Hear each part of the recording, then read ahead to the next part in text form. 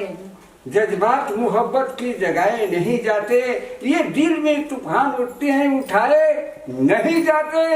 जब जोश में आती है मेरी रानी जवानी, बन जाते हैं दीवाने बनाए नहीं जाते। आई बाबूजी यही से लोग कोई ना अब पतों के संग ऐसा खिस्सा कहानी सुनाया नहीं जाते। कन्या अरे केने बड़ू हो?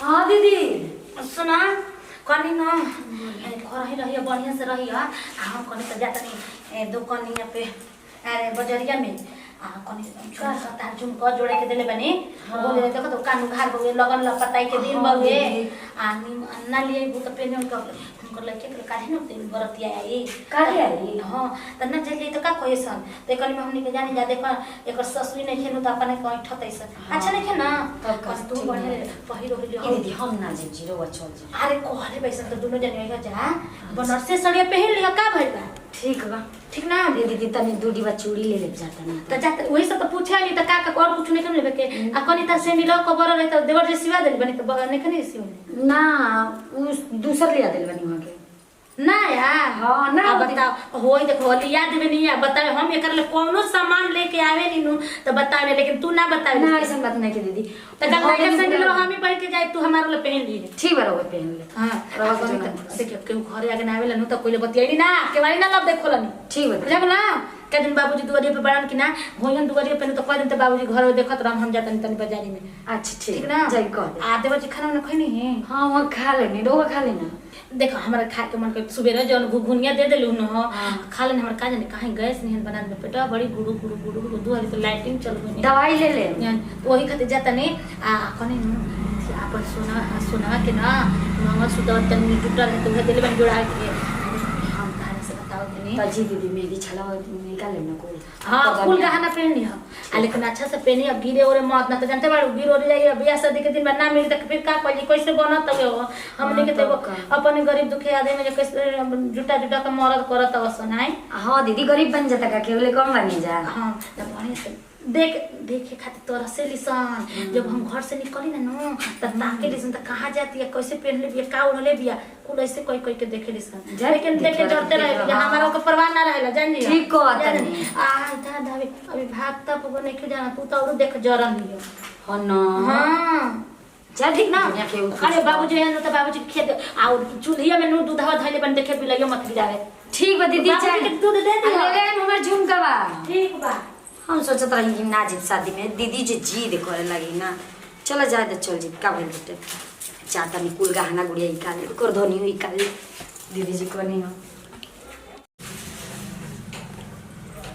बुझाता घरवा देखी से काई भाई हां अरे केने बने बहू अरे पतैया हां बाबूजी अरे पानी तनी पियाओ तो हम लोग का पते नहीं खे अच्छा लगे आवत और तनी एक गिलास पानी पियाओ तनी दिल के तसल्ली हो हमरा बुझाते नहीं खे कि हनियो का घरे रहते से बैठल हम सोचतानी कि हमरो के कहीं मौका मिली तनी हम पनिया लिया वाला पिया से जान जा रहल बाटे हां बाबूजी ले ही पनिया अरे का कही ए बाबूजी हां एगो बात कही कहा ना एगो कहा दुगो कहा देखी ना घरे केहू नहीं खेनी को नहीं खिलावत तनी एगो गाना सुनाई ना पहिले सुनावत रही हम नहीं खीरो गाना सुनावते कहूं देखो और गाना सुनावला पर तो मिजाज कुछ वो रंगीन दुनिया रहे और तो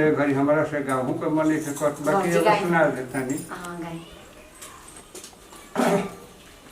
ए कली तू कली ही रह ए कली तू कली भी रह वरना फूल बन के जाएगी चमन में तो हजारे भौरे हैं किसका मन बहलाएगी वाह वाह क्या बात बाबूजी बहुत अच्छा लगेला रे बस शायरी सुनावनी तो मैं सोचता हूँ तुझे कब तक खफा रखूंगा अपने शहरों में बुनियादी वफा रखूंगा जब भी मर्जी हो आ जाना वो मेरी जान आपके लिए दरवाजा खुला रखूंगा क्या बात बाबूजी वाह बहुत अच्छा लगा तनी गाना गाएं गाना हाँ कहाँ थे आप जमाने की बाद आए हैं, कहाँ थे आप जमाने की बाद आए हैं, कहाँ थे आप जमाने के बाद आई है, मेरे हिजाब में जाने की बाद आए हैं, कहाँ थे आप जमाने के बाद। कैसे लगा? बहुते बढ़िया बाबूजी। एगो भोजपुरी तनी गा दी। हाँ एगो वैसे चलल नु 1 कट्ठा ना 3 कट्ठा आलू बा ज्यादा सुना दी ना बाबूजी। तो हम तो गाना जानबे ना करी, हम तो को लइका फइका गावेला सब बाकी बाबूजी रो लइका से कम बने ये थाना रो बढ़िया बढ़िया गाना गाओ तनी कम बात बा।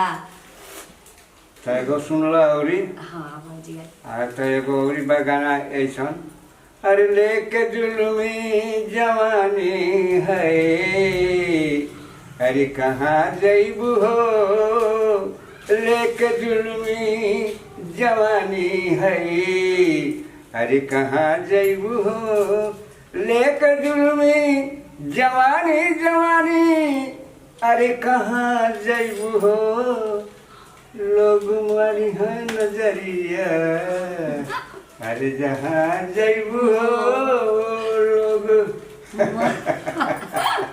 बाबूजी बहुते अच्छा लग रहा।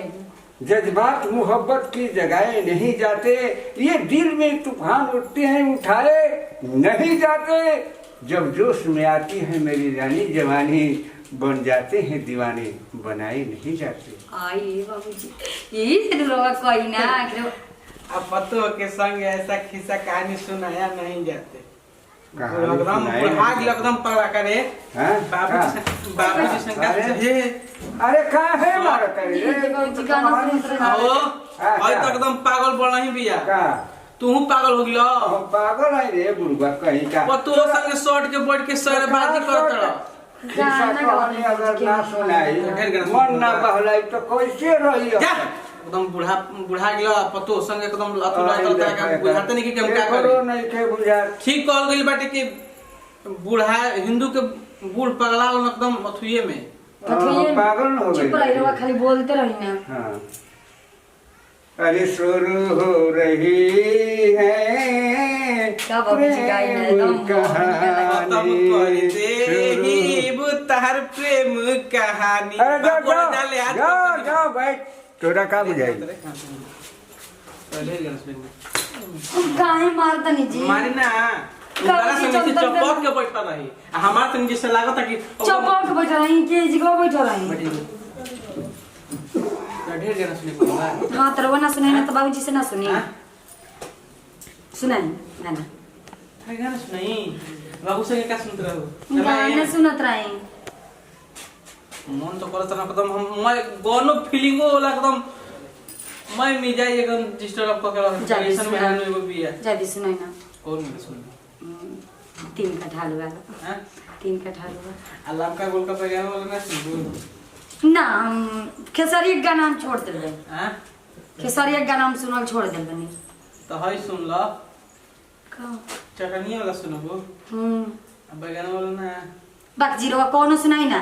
दिमाग चाटा तनी झूठो सुनाई सुनाई ना। तनी अतु दिया फील दिया एक्टिंग करी ह ना। हां ठीक बा। ठीक है ऐसा ना।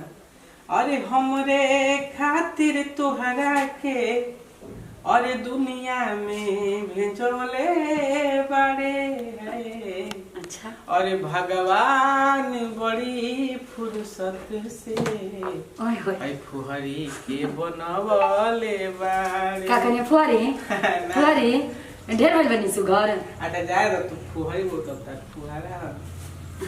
अरे हो गई हां गए अरे आँख करे कुचिर कुचिर बार भुआ रउआ छुछुनरो का करबू तेल गमकौआ। देखी रो ज्यादा नहीं बोलत अच्छा आओ बेटा। ओ गरी फुहारो का नहीं कि छुची नहीं कर आई घर में लोग तब बताओ तो अरे कहां से जाता है रे का दे देवर तो रौरा तौर में गाठी नहीं काहे देख दीदी जी हमरा छुची नहीं कर दे उठा लो भाई से कावा के पेटवा धइले काहे रही ना अपन मेहरानुए संग न कर भौजी तू तो एकदम। अरे भाई सब चीज साग बना के ले हमरा साग भात खाए के मन करता। आओ गाना एगो सुना दी।